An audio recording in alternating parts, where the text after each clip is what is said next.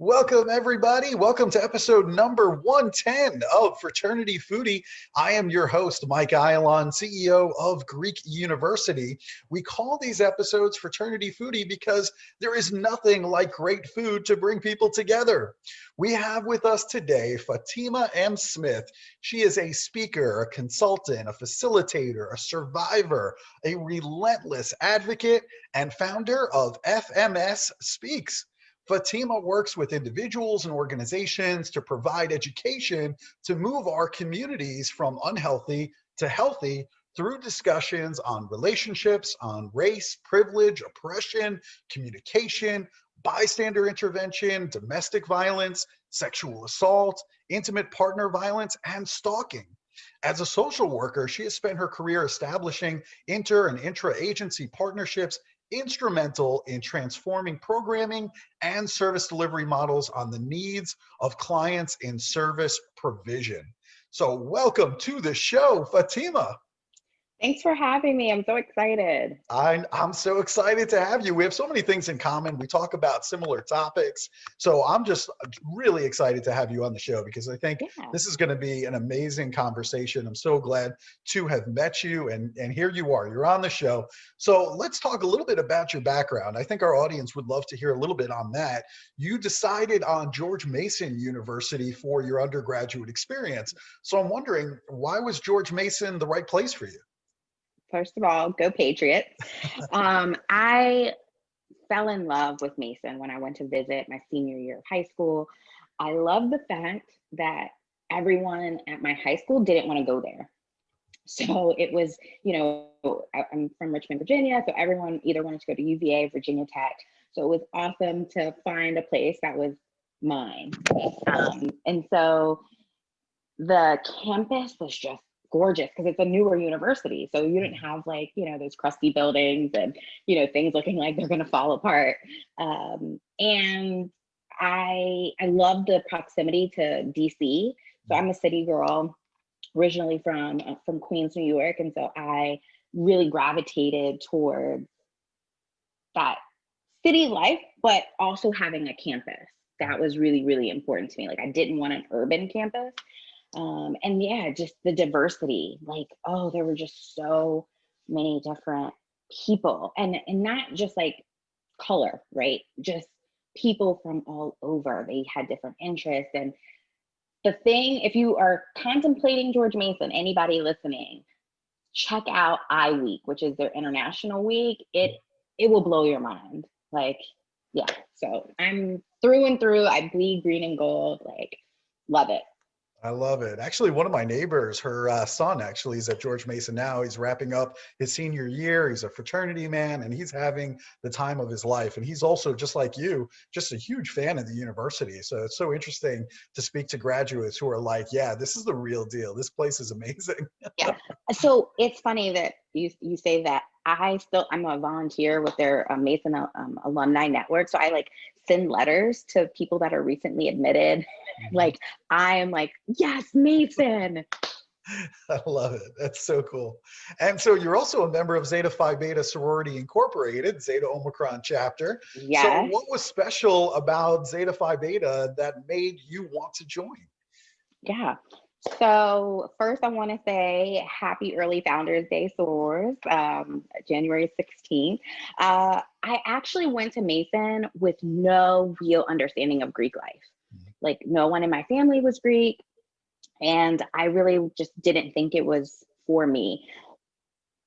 It was orientation, student activities fair that really introduced me to Greek life.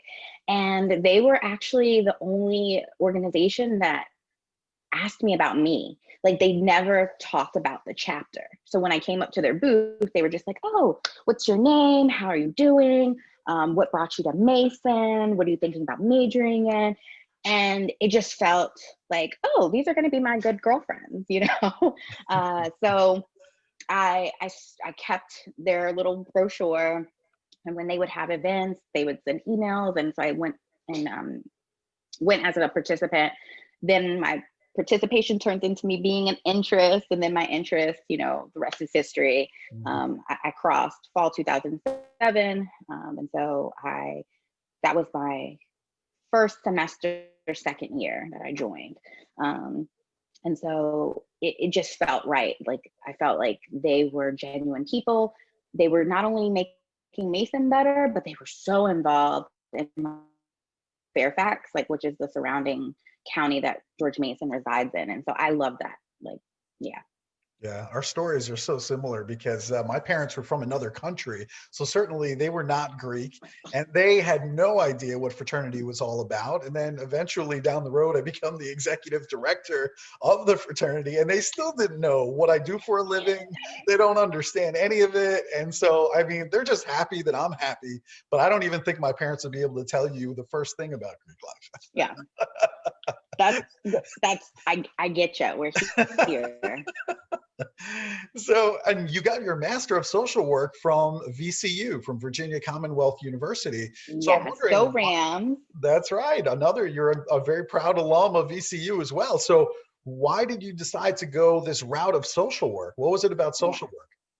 Yeah, great question. So originally, to know me is to know I just swore I was going to be an attorney. Like you couldn't tell me otherwise. And after talking to a lot of judges and attorneys, they were just like, Fatima, listening to what you want to accomplish, I don't think law is for you. So I then was like, okay, what do I do? Like I've been saying this since sixth grade. Like I don't know if I know other options. And so I ended up reconnecting with a friend from high school who was a year older than me at Mason. And she was like, oh, I'm going to become a social worker. And I was like, I don't want to take people's kids. Like, that's not fun. And she's like, no, that's not what social work is. And so that really was my introduction into like me doing my own research into like what the profession of social work was. And I was like, okay, yes, this is it. Like, it's not law, it's social work. And so at the time, VCU's program was ranked 11th in the country.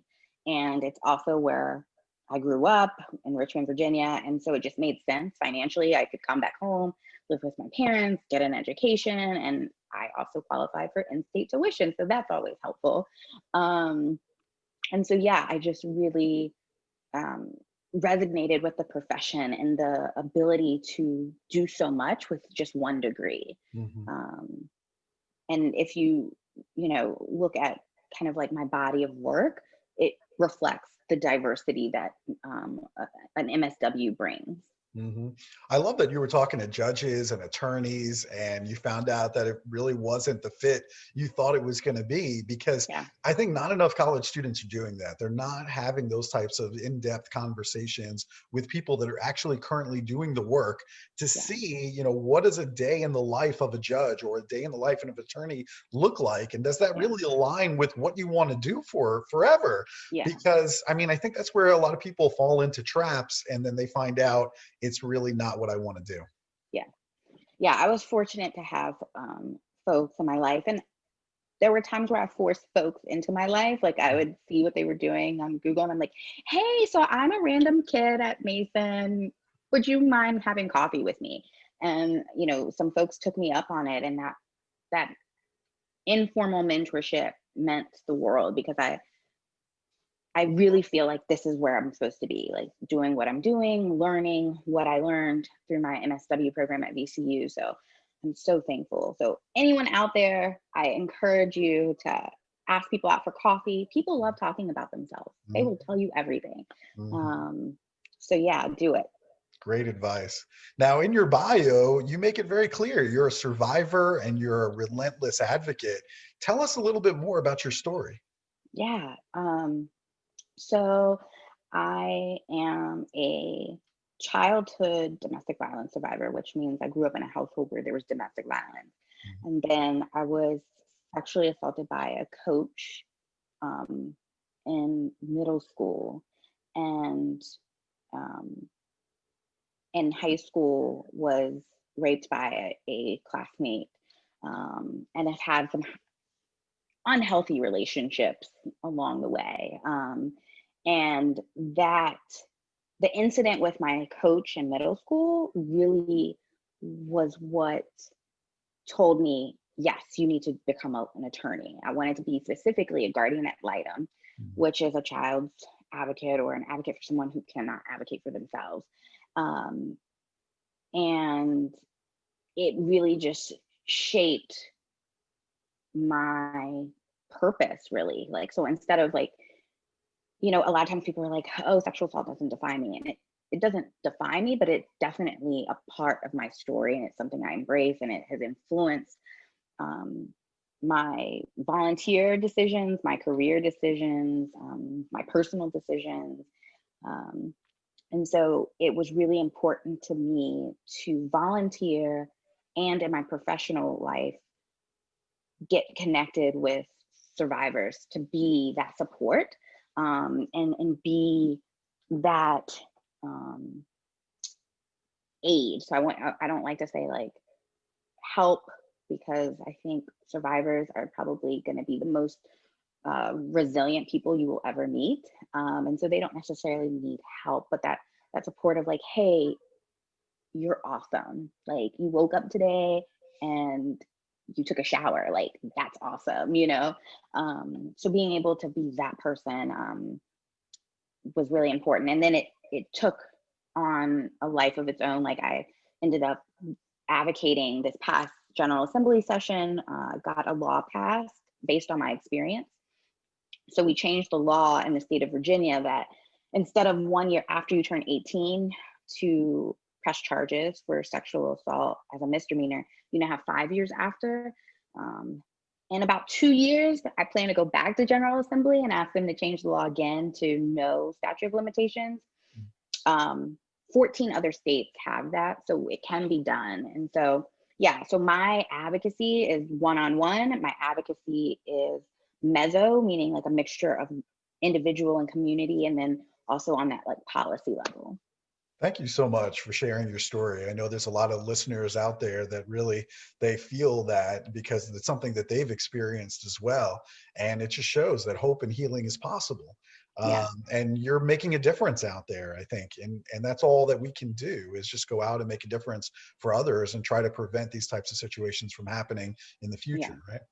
Yeah. And so that's what, as much, so I you know, I mentioned like, oh, I don't like saying helping, because literally every interaction I have with a survivor is like part of like my own healing, right? It's like, oh, like we have this connection, and there's inspiration and hope by me interacting with, even though they may not feel like they're doing anything, but I'm just like, you trusted me. Like, that's like so big to have somebody's trust. And yeah, so like I'm really fortunate to be able to do what I love, and then like meet so many dope people along the way, you know?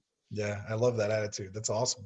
Now, you worked for 3 years at VCU, two of which as the Assistant Director of Sexual and Intimate Partner Violence, Stalking, and Advocacy. And there you coordinated services for survivors of sexual assault, relationship violence, or stalking for a healthy, inclusive campus environment. And it's clear that your focus was on this paradigm shift within first responders, Title IX, law enforcement, to really start believing victims with a solution-focused, trauma-informed response. So I'm wondering, what does that trauma-informed response look like on college campuses today? Yeah. So for me, it's shifting our question from like, what's wrong with you? Like, you know, when we're always like, well, why would you do that? Or why did you say that to this person? But asking like, what has happened?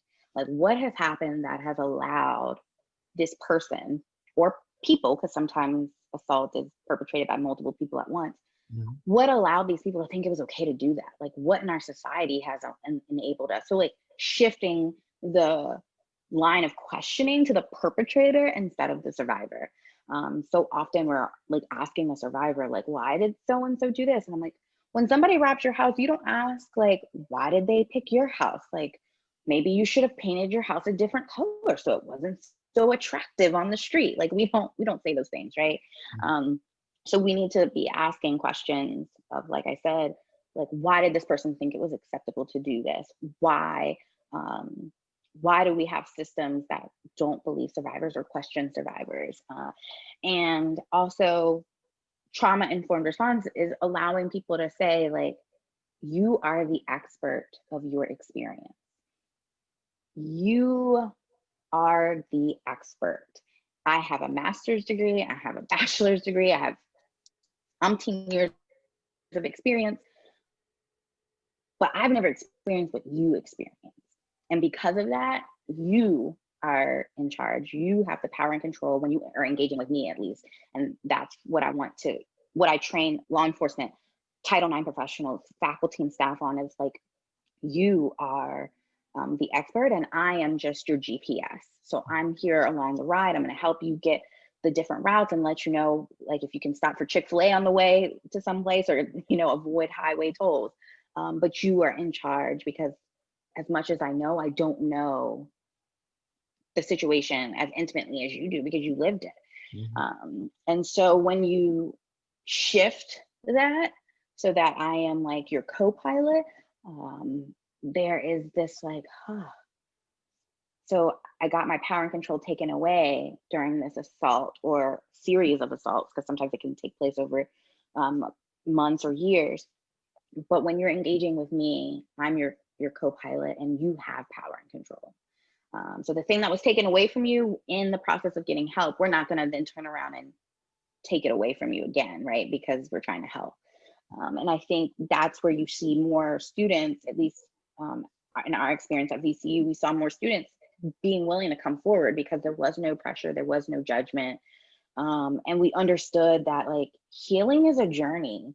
It's not like I'm here today and then the next day, or several months later, it's all over and done with. So being able to be fluid with, like, what you were adamant about when you first met me might be different 2 semesters later when you're coming back to me saying, like, Fatima, I want to file a Title IX complaint. And giving people room to feel all the feels, right? Like, go through those emotions, and still, like I said, allowing them to be the expert, and just, I'm here for you, and you get to dictate what that looks like or doesn't look like. I love that approach. Now, how do we use a racial justice lens in our work to create a holistic trauma-informed approach? Excellent question. So a lot of times when we talk about domestic and sexual violence, it is very much centered around white, cisgender, middle-class women. But research tells us that Black women are 3 times more likely to be murdered by an intimate partner than any other group. We also know that Black and brown women of color, experience disproportionately higher rates of violence. So they're experiencing it at higher rates, they're dying from it more, but yet when we're telling the story, when we're crafting the resources and the support, it's centered around whiteness. And so then we sit and say, why aren't they coming? Why aren't they getting help? Why is this still happening? Because you're not really trying to help them. It's built in white, middle class, cisgender women. And so when you use a racial justice lens, it's being able to integrate and give consideration to how racial injustice, racial trauma compounds the sexual and physical trauma, right? So what it means for a Black survivor to come in and see their helper or their co-pilot, however you're, positioning yourself to be in the space, as a white person, right? And so, like, well, you have to ask yourself, I'm a survivor that's Black. Will they understand what it means when I say, well, we don't really talk about that in my community, or counseling is frowned upon, like, being able to understand that, and then the survivor not feeling like, am I educating you now on my trauma, like my sexual or physical trauma or stalking? Now I have to educate you on what it means to be Black, or what it means to be undocumented, or what it means to be queer. And so then it leaves the student being like, okay, I'm just gonna go, never mind. Thanks for your help, but this wasn't the right fit for me. So using a racial justice lens, like I said, is integrating those considerations throughout, rather than what I see often, which like burns me inside, is like a slide where it's like, and these are the facts about the LGBTQ community and the Black community. It's like a footnote, and it's not embedded in the discussion. And so Black and brown people, LGBTQIA, lesbian, gay, bisexual, queer, transgender, intersex, and the pluses for everything I didn't include, but it's equally as important. Those identities are not footnotes, but we treat them like that in the anti-violence movement. And so then we wonder why we aren't seeing the results that we need to see. Got it. That is really important. You know, as a speaker, you know, and somebody who talks about sexual assault prevention on college campuses, you know, there was a time way back when I remember showing videos, let's say, just for the music, really, before I would get on stage. And I can't do that anymore. I mean, when I look at, you know, music videos and pop culture. So I'm wondering, you know, pop culture has a major impact on college students and how they treat their own intimate relationships. So how can we help to build a consent culture on college campuses, given some of these challenges from pop culture? Yeah, so I honestly don't see it as a challenge. I see pop culture as something like to embrace, because it tells us so much about ourselves without us actually having to directly talk about ourselves. You know, so like for example, the thing that really got a lot of attention this summer was Megan Thee Stallion being shot right in the foot. And it was a great opportunity, you know, unfortunately for her, it was a great opportunity for myself and other colleagues to really be able to point to the double standards between genders, right? Also, there was sizeism as an issue of like, oh, well, because she's taller, she's physically larger than the alleged perpetrator, that couldn't have been the case as far as the understandings of the dynamics that create power and control, or an imbalance of power and control. So there were so many great points to be able to unpack, and it takes it out of us like looking at an audience of students and saying like, hey, what are you doing in your relationships, and would you handle it this way? Students are more likely to speak candidly, and it definitely reflects their experiences, but it's a nice distance, right? It's that like nice 6 feet apart that I can have this conversation in a way that doesn't feel like you're attacking me personally. And so I love bringing in pop culture. I used to teach a class at VCU called Violence Against Women, and I was known for being on top of the trends. I would even watch shows that my students were watching that I wasn't watching, just so that we could have these conversations, because it really is a reflection of us as a society. Even if you aren't engaging in those things, it definitely impacts you, right? And so there's so many great things now. So I have an actual whole toolkit now on using pop culture, specifically Netflix shows, to have conversations about consent, healthy relationships. So I use shows like She's Gotta Have It. I use On My Block. I use what was the other show? I'm drawing a blank. The show, it's the show that got discontinued on Netflix with the Cuban family, and now a network, like a major network, is going to pick them up. I can't. We'll get it. I can't remember it, but nonetheless, so I have a toolkit. You all can go on my website and download it for free. But that's like great examples of like how we are really maturing as a culture, at least in like media, to having these conversations and challenging the things that before were taboo. So I am all here for using pop culture and having those discussions. See, now I know why the students love you, because you bring something they're watching on TV, and then you just dissect that, and immediately the students are like, all right, she gets us. Right? Yeah. Yeah. That's awesome. I absolutely love it. All right. So, what are some practical strategies and maybe some real world examples of bystander intervention on college campuses? Let's make it real. So I'll give some real examples. Mhm. I remember there was a group of students. Um, they were in a student leadership program, and we actually were, the topic of the workshop was bystander intervention.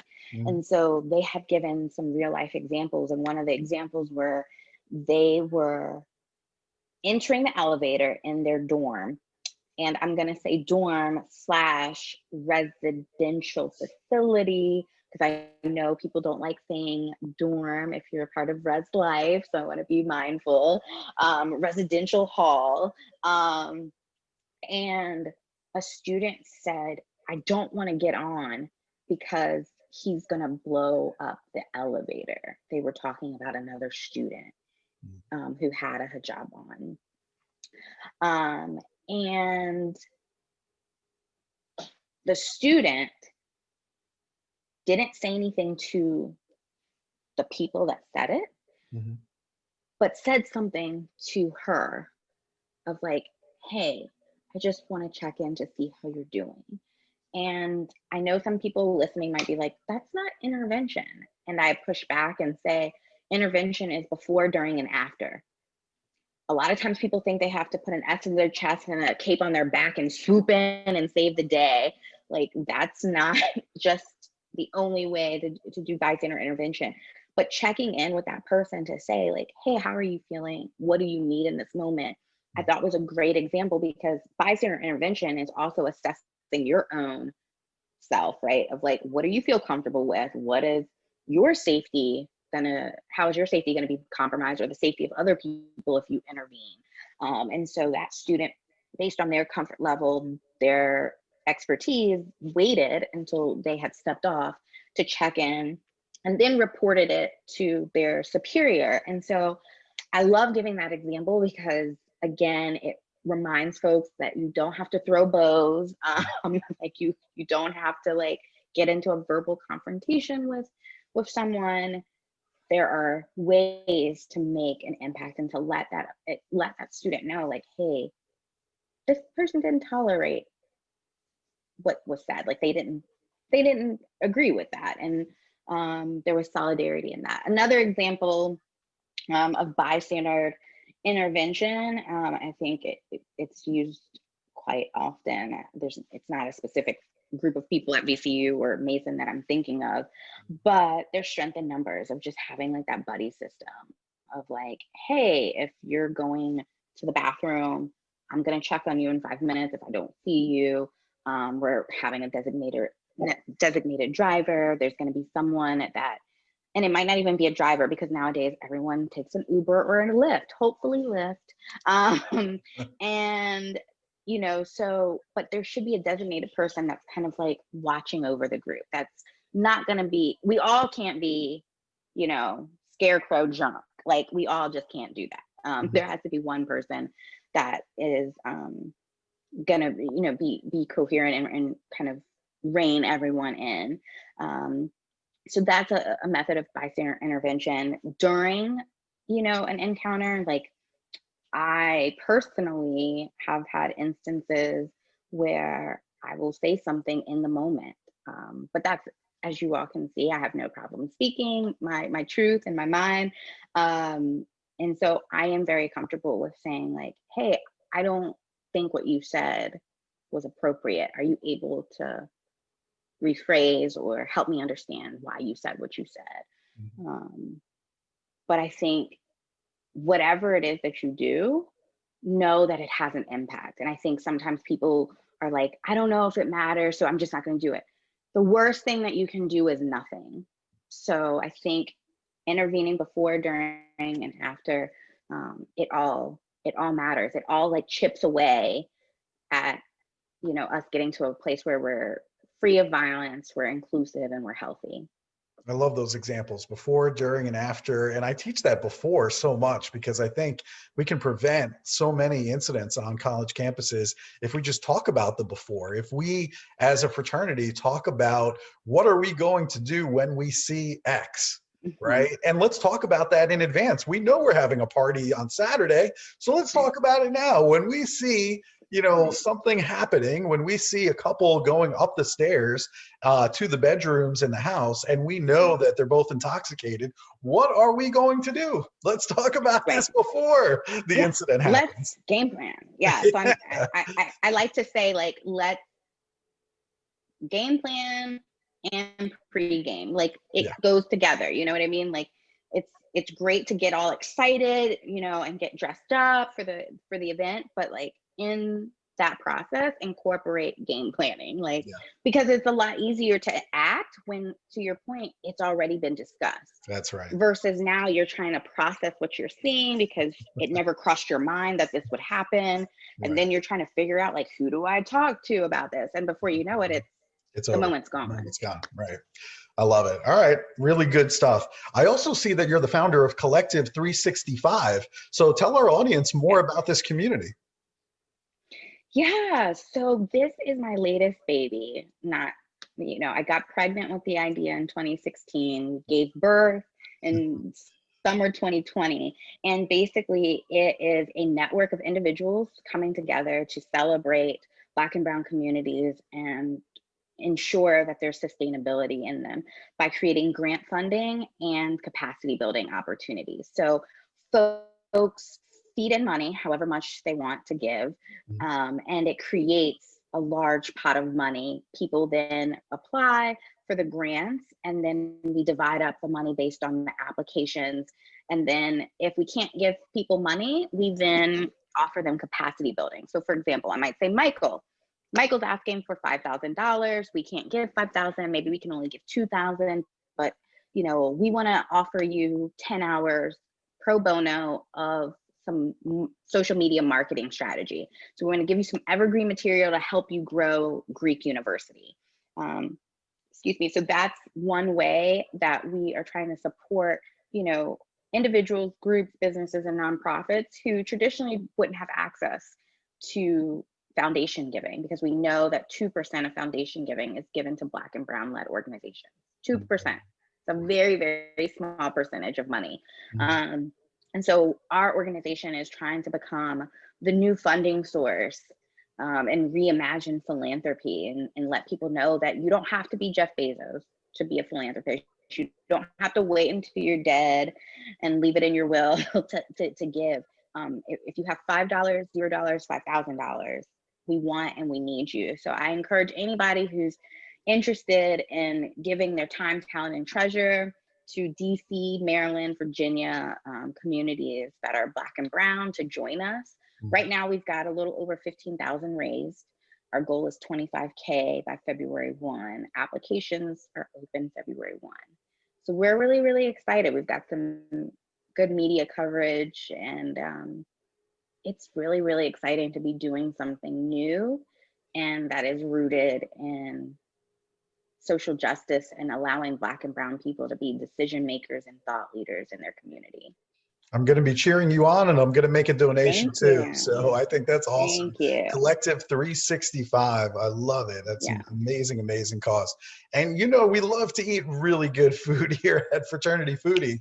I So, love it. I mean, I am a foodie at heart. So, what is your favorite place to eat in the Richmond, Virginia area? And what are you usually ordering? Okay. Can I do more than one? I've Sure, you been can do as thinking many about as you this. want. I've been thinking about this question. So, a place that I love to like just be, eat good too, but just be, is Urban Hang Suite. It's a Black owned restaurant, like coffee house, but like the vibe is just everything. Like when you go in there, like it just feels good. I order a chicken salad sandwich from there. If I want pizza, it's Piccola's downtown by VCU. Mhm. Ice cream, Ruby Scoops. It's also Black owned. Nice. If you're looking for drinks, like smoothies, that kind of thing, Pit and Peel. Cupcakes, I would definitely say Frostings. Okay, I'm gonna stop. Because you're making me really hungry. I'm about to get in my car, head to Yeah. Richmond, and we're gonna go get some pizza and ice cream Yeah. together. There's so many like great spots. Like Richmond is like a hidden foodie like heaven. I love it. So yeah, like if you visit, there's a website called Visit Black RVA. They have a list of like all Black owned restaurants, but also just like everything downtown Richmond is unique to downtown Richmond. Like you won't see like chain restaurants. And so that's really cool to see, and like, yeah, it's a whole mood. So I love it. I can't wait to check it out with you sometime in the future. So we're gonna have to yes. plan something in Richmond real soon. So I love it. All right, this has been a lot of fun. So if our audience who's listening right now, let's assume they want to book you to come and speak, maybe they want to learn more about your programs, where can they go to learn more or follow you on the internet? Where can they go? Yeah, great question. So www.fmsspeaks.com. I'm also on Facebook and Instagram, but I'm gonna be honest, I just joined social media a year ago. So I'm still figuring it out. Don't judge me, but you can find me on Facebook and Instagram at fmsspeaks.llc. Got it. All right. So FMS Speaks, go and check it out and get Fatima on your campus. This has been absolutely amazing. I really appreciate your time. I appreciate your commitment to all of the various things that you're working on, because we work on a lot of the same things. So I appreciate what you're doing. You're making a difference, and we appreciate it. Yeah, I'm looking forward to collaborating with all of you foodies out there, whether you're Greek or not. Like, let's make magic. I love it. Awesome. Well, thank you so much. And to our listeners, we hope you enjoyed the interview. If you liked it, please like it and share it with others in your community. And we hope to see you on another episode of Fraternity Foodie. Bye for now.